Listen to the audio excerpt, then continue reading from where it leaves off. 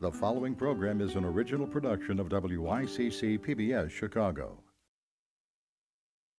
Closed captioning for the professors is provided in part by the Clifford Law Offices, a personal injury and wrongful death law firm in Chicago. Should there be a ban imposed on certain sports in school because of the dangers of concussions? How prevalent is that danger, and what can be done to make sports safer for school-age kids? That's the focus of our discussion today on The Professors.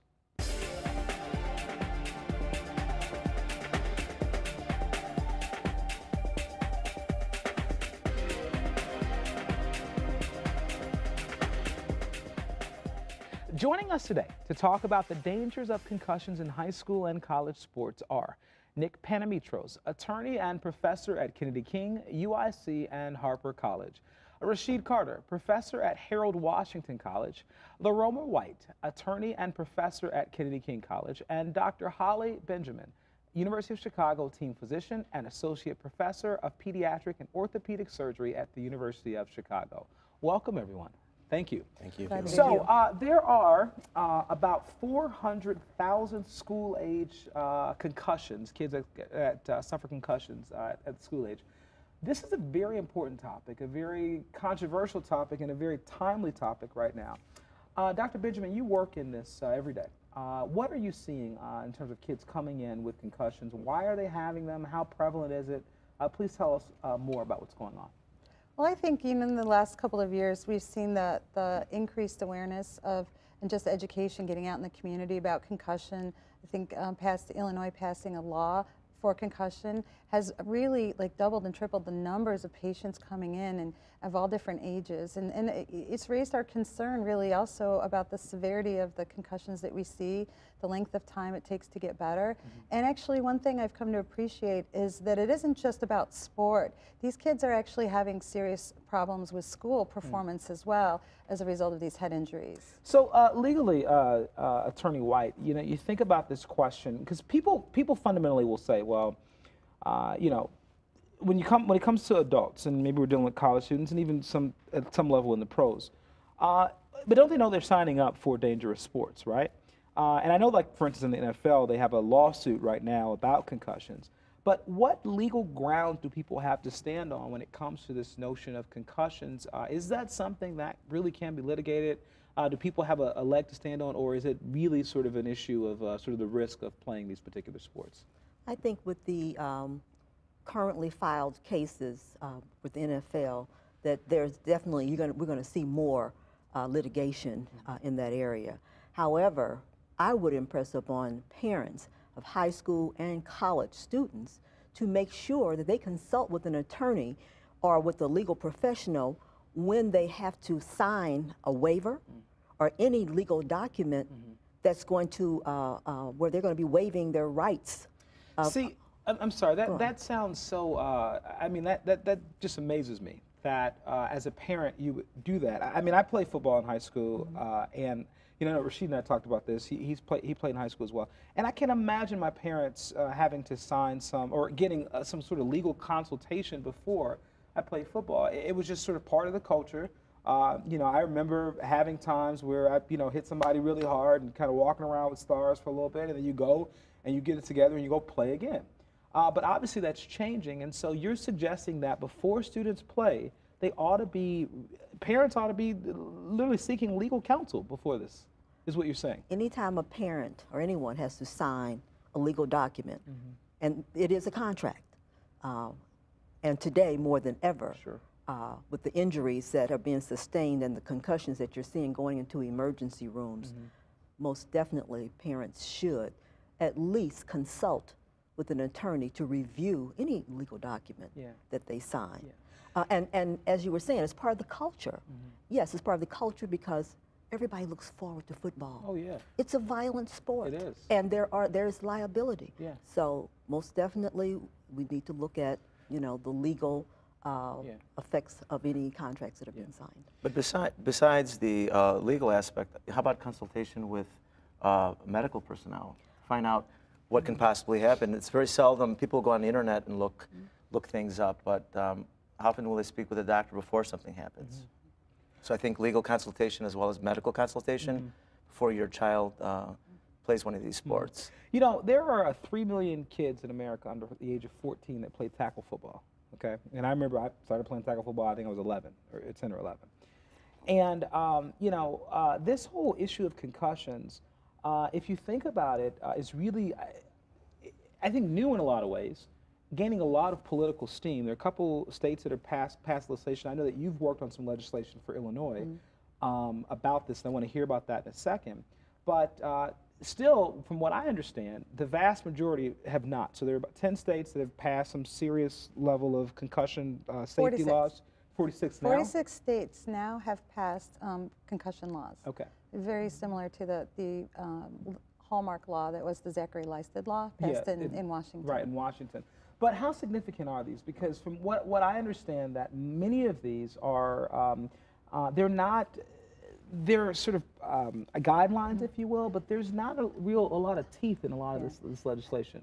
From my understanding from the clinical side and the educator side as a physician is that the goals of the law were to mandate education, promote sport safety, and to try to create a safer environment for our athletes. To answer your introductory question, it was about should kids be playing these sports, and the truth is instead of saying should they not play sports, I think the better question is how can we make the sport safer? Okay. And that's really, I think, our focus in the medical community. Okay, before we get into next, I do want to talk about that.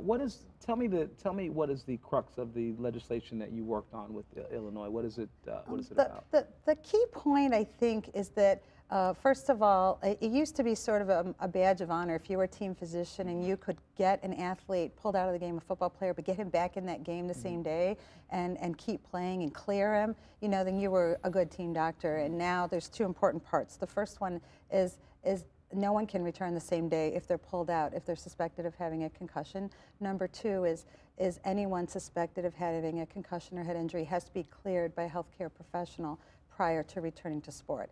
And I think that's opened the floodgates for the office visits for these kids because they have to be cleared. Gotcha. So okay, so what can we do, right? So we realize this is a big issue, and I've read a lot of different suggestions, especially in the area of football, which, by the way, is actually not the only sport kids are getting concussions in, which I thought was pretty interesting. They said soccer. There's a significant amount of concussions in soccer, which I didn't realize, but I guess there are. Baseball as well. Baseball, yeah, as well. But they said soccer was worse than baseball, significantly. There's two interesting statistics. One is that the concussion rates in the NCAA in football, girls soccer, and men's soccer in college are equal. In high school, football does exceed soccer, but girls soccer comes in a close second. In concussion rates in the high school arena. The issue I have, though, it seems as though there's two issues going on. You know, one is the responsibility part. You know, parents are responsible for making those decisions for their minors. So when you have a 14-year-old or a 12-year-old playing a sport like you were talking about, and they suffer concussion, it's going to affect them 20, 30 years out. And it was their parents that made the choice for them. So, you know, as an adult, you know, professional football player, you know, assumes that risk knowingly, may get consultation, etc. But a little kid is sort of at the whims of their parents. Yeah. So it seems as though maybe government might have to intervene when parents make a not so sound choice. I have a hard time with that. I mean, so once again, I played football from 6th grade all the way through the end of high school. You suffered brain damage? Probably. I mean, look at me, Nick. You know, okay. But the reality is, I can't imagine going back now and saying to my parents, "Well, you know, I want to sue them now because you know I've got some brain damage later on in life." To me, that's a dangerous precedent and a slippery slope. I think that, I don't know. I hope that we don't go down legally, you know. But why shouldn't we go legally? I'm sorry. Why not? Because who's going to protect the minor? I understand that, but I just have a hard time culturally looking at the how much a part of our culture football is for young men.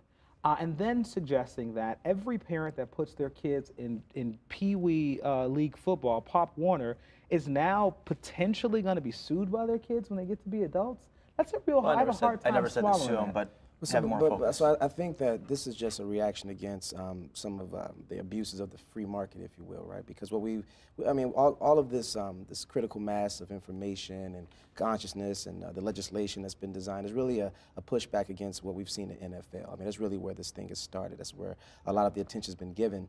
And the reason why, in the NFL, in the case of college football, we need this sort of pushback is because what we find is that these institutions, with all this money at stake, they want players to keep playing even if they're going to continue to injure themselves, and even if the brain is in jeopardy.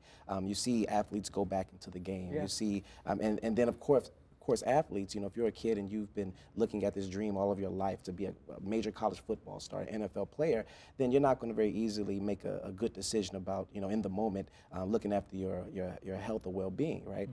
We actually saw that happening in the playoffs this past year with a guy, Robert Griffin III. Right. His knee was doggone near hanging off of him.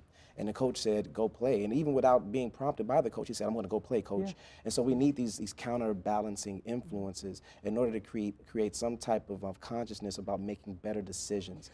Well, doesn't that make sense? Because aren't most team physicians who are working with these athletes, they're hired by the institution or the team that they're playing for, right? That's right. So without independent doctors, it may be very difficult to make independent decisions. I agree with you. I think there's just a tremendous difference, though, in terms of a team physician functioning at a professional level versus a collegiate level, and trickling down. I think when you get to the high school level, most of the doctors are volunteers, and I actually think part of the problem is educating those doctors, too. They're not all fellowship-trained sports medicine specialists with years of experience, so they're getting their education as well. And one of the big things, I think, is, again, not speaking to the legal aspect, but it's about the protection. Football, it's easy to target and say, maybe your kid shouldn't play football. But the minute you say you shouldn't play soccer or basketball or hockey or anything else, or lacrosse now, then people start to say, whoa, we're not going to eliminate sports from our society. Then we've already got an obesity problem. So it's really about safety. How do you treat these athletes, and how do you get them back in a safer environment? Well, look at soccer and baseball. I mean, they don't wear any head protection, and what's stopping nowadays, especially with the new. Well, they do in baseball. Yeah, I mean, depending on Baseball. I'm talking basketball. I meant basketball and soccer. Wearing some special head protection.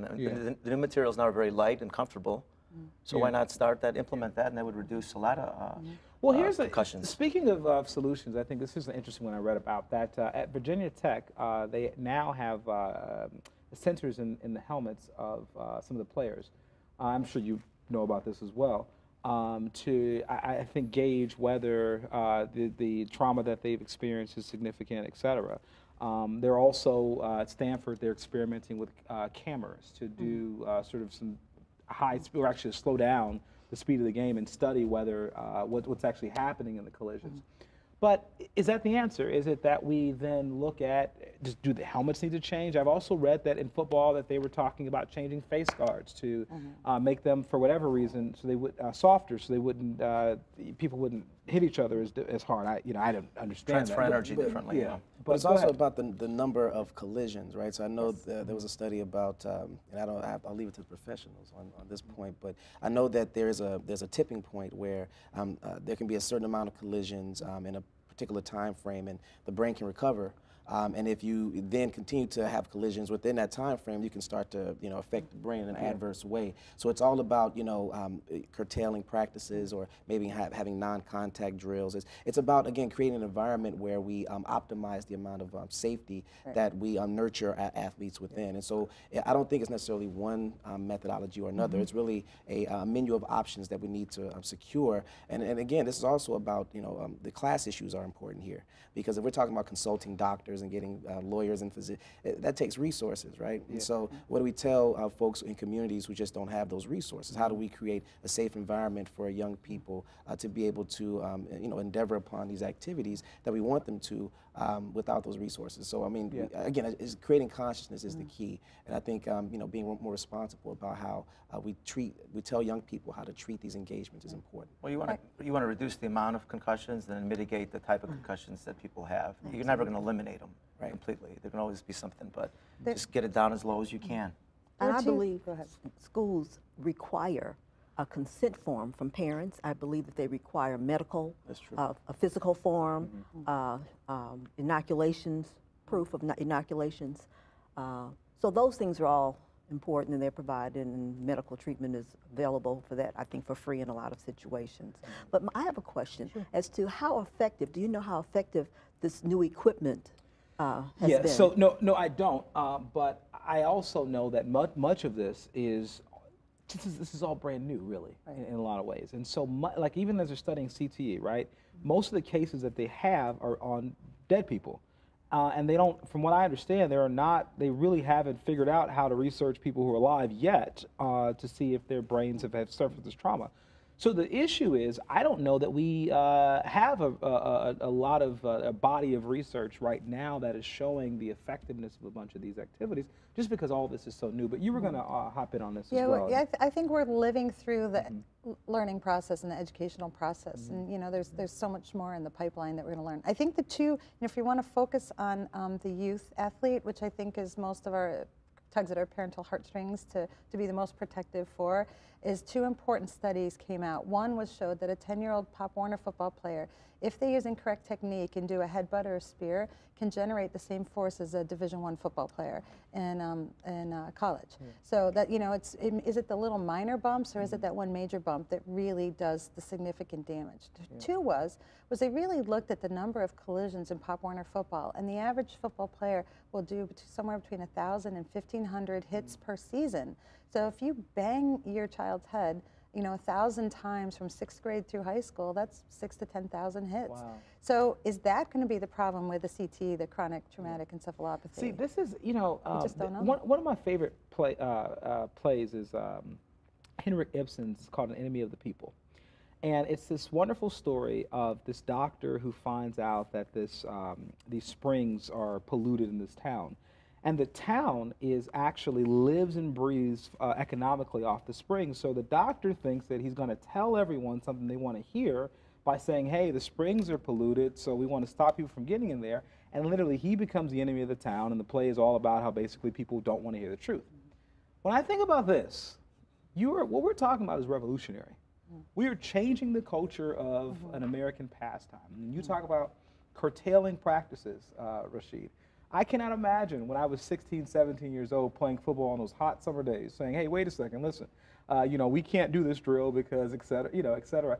This is significant, and I don't even know if the research, even if the research is right and it's true, if the culture will be okay keeping up with it. And I think that's a real question and a real issue.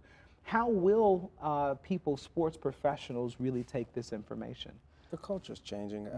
If you, the subsequent polls or polls over time and about whether or not you want your kids to play football, the polls are starting to report that our parents are becoming a bit more sensitive to having their kids engage in football specifically. Even if you ask football players, I mean, in an ad hoc way, increasingly you'll see even ex-players say, I'm not so sure that I'd have my kid play football at a young age like I did. So I think public sentiment is starting to change, and I think that's one of the reasons why you have legislation being drawn up to address these issues, because the public is becoming increasingly cautious about that sort of engagement. I've seen both in clinic. I've seen moms and dads, you know, just start fighting in the office. The mom says, I want you to tell my husband that my son should not play Pop Warner football. And he stands there and says, I played football all the way through college, and I'm completely fine. Look at me, you know, and I'm grateful that I don't have to pass judgment. But, you know, so these are tugging at the heartstrings, you know, of the parents to make these decisions. Yeah. I agree with the cultural thing, but I really don't think you're going to be able to change. This is not going to change the culture. You're just going to try to work within what the culture is and just reduce the numbers, as I said before. You just can't. Football is so American, part of America, that you're not going to get rid of it. And baseball, too. I would disagree, because it took steroids to make baseball relevant again. You know, baseball was definitely teetering on the precipice of becoming irrelevant permanently until, you know, performance enhancers came into play. So I think, you know, the illusion of permanence might have us think that football would be here as part of Americana, but you know, basketball was the sweet science at one point in time, and now we like MMA, you know, we like whatever else we like now. It could change, and the thing I always think about when I watch these games, to be perfectly honest with you, and I love football to my core, I don't want to see somebody die on the field. Yeah. And we're not too far away from a circumstance where that can You're happen, right. especially when you have guys saying, hey, I want to get the next $1 million contract, so when I hit this guy, I want to knock his socks off with my head. And if I have to make $1 million, then that's what I'll do. Yeah. That's the sort of mentality that's filtered down into these youth athletics, so that the kids are emulating what their icons The are other doing. thing is the athletes in football are they getting bigger and faster. Right? They are. And you've got a 250-pound person that can run a 4.240 or a 4.340. I mean, it's amazing. You know, I've read recommendations for even changing the culture of football where they would eliminate kickoffs. Because in kickoffs, literally, both sides are getting a 20-yard head start to run into each other.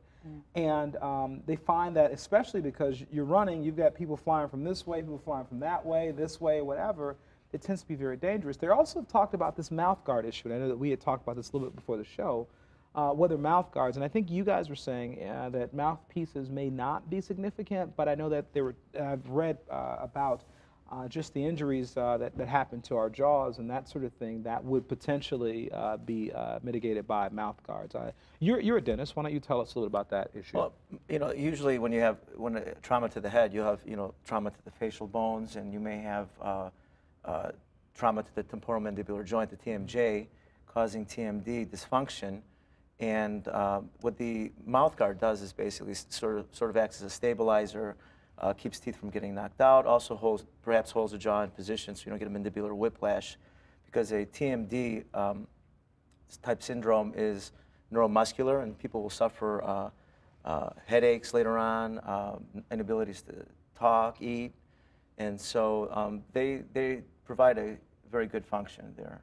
They've helped a lot. I think the research has not been able to really have a landmark study that showed that they've directly prevented concussions, but it's really comes down to like equipment and proper fit. There's a debate about custom mouth guards, but it's just that, you know, it gets into that area that, again, back to football and helmeted sports, the fit makes a difference, you know, in terms of safety as well. So, you know, what can we do to make sure these kids have good equipment and the technology is changing too. I mean, these helmets are getting better and better. They're Yes. lighter. They're able to absorb, energy in a different way, and so things are improving. Yeah, but why then do we see this issue of concussions increasingly if the technology is getting better? I mean, I don't disagree with you that it's getting better, but I don't know that it's getting better in a way that's significant or drastically changing what we're talking about right now. Can we also just mention, like, culturally, what we find is that, and I know I experienced this, I'm sure you guys have seen the same thing, like, you can tell a young person, here's a mouth guard, here are the thigh pads, here's the all the other equipment you need, and they'll go out on the field, and if they see their person that they want to emulate with the mouth guard hanging out and no thigh pads on and looking cool out there playing, they're going to do that. And so it's also about convincing young people that they have to maintain their safety. It's in their best interest to do so. Well, that's the issue I was talking about earlier. It's one thing when an adult, signs off and says, okay, I'm going to play the sport, and another thing when a parent signs off for a kid, because now you've signed off, you've released them, but you have somebody that's 14 years old that doesn't have good judgment. That's right. And so, you tell them you're not supposed to do this, you're not supposed to do that, stay away from this. And they don't understand, and their bad judgment is what creates a problem afterwards. So the parents release them, thinking, well, they're going to be of sound mind, and they understand, but they really don't. Right. And that's, I think, one of the big problems with allowing little kids to play these sports. I think one of the legal issues is also comes down to who's doing the supervising. Parents drop their kids off at practice, and what's the responsibility or the liability then for the coaches and the other personnel in the school. And remember that if it's not high school, all these club sports like Pop Warner, these are parents. And a lot of times too, the players want to win. They want to look good. Absolutely. And sometimes they lose sight of their limitations in terms of what they can endure when they're actually out there on the field playing. So that's a huge point. President Obama mentioned that he was concerned about this and wasn't sure if he had a son, if he'd let him play. I have a son, and I've been thinking about that a lot lately, even though I played, because culturally, really, when we look at football and a lot of these sports, we really elevate the athlete to sort of superhuman status, if you will. And it really is counterintuitive for them in a lot of ways, countercultural, for them to really feel like, okay, I have limits. I'm supposed to watch out for this. How do you do that and be a superhero on the field at the same time? It's very hard, and I know from personal experience. I mean, I got torn ACL. I got I broke my hip a couple times playing football. But you get back out there because there's this rush that's there, and I understand it fully. I really, really do. And I don't know how we deal with that. It's a very tough question. I think it comes back to education, and I don't have the answers. I don't have the economic or legal answers or even the medical answers about how to achieve education at all levels. But I've had so many sad stories. I had a boy, a 15-year-old, he said he had a headache every single day of football practice, and then he didn't realize, because he liked drama, that when he couldn't remember his lines for drama, that he came in like November and his grades dropped from A's to C's. And he said, I wonder, if this is football related. And I said, I think so. I think who knows? Did he have one big concussion that never got better? Or did he have 60 concussions, like a little minor concussion every day? We don't know.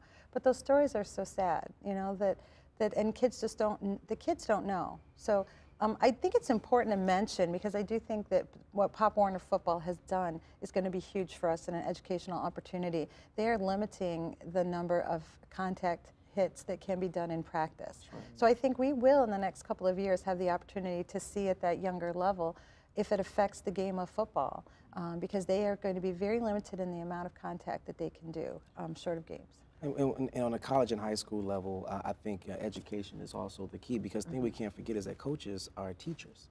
And they're supposed to be educating their players as they're leading them into battle. They're supposed to be educating them about how to engage in those activities the right way. So I think there needs to be a comprehensive educational paradigm that infiltrates all aspects of American society, about just not football, but the risks associated with various sports. Awareness. Yeah. Awareness. I think I will agree with you all. I think the public sentiment is changing. The recent deaths of some high-profile athletes like Junior Seau, Dave Durson, I think really is changing it. But to your point, maybe people will be more cautious in football, but what about lacrosse and baseball and soccer and the real, I think, cultural challenge will be to promote safety in those sports, because the truth is that I just don't necessarily think, until we see, unfortunately, some high-profile deaths in those areas, that people are really going to move quickly on it. So, anyway, we're out of time. Thank you all so much. This has been a fantastic conversation. Thank you. Thank you. That's our show for today. But you can go to WYCC.org right now to be a part of our continuing conversation. We'll see you next time on The Professors.